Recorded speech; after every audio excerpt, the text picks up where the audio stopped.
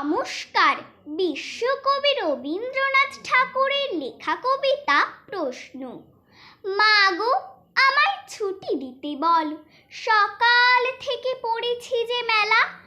এখন আমি তোমার ঘরে বসে করব শুধু পড়া পড়া খেলা। তুমি বলছো দুপুর এখন সবে, না হয় যেন সত্যি হলো তাই। একদিনও কি দুপুর বেলা হলে বিকেল হলো মনে করতে নাই?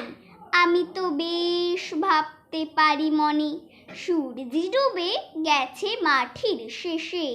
বাগদি বুড়ি চুবড়ি ভরে নিয়ে শাক তুলছে পুকুর ধারে এসে। আঁধার হলো মাদার গাছের তলা, কালি হয়ে এলো দিঘির জল। হাটের থেকে সবাই এলো ফিরে, মাঠের থেকে এলো চাষির দল। মনে করো না উঠল সাজির তারা, মনে করো না সন্ধে হলো যেন। রাতের বেলা দুপুর যদি হয়, দুপুর বেলা রাত হবে না কেন? নমস্কার।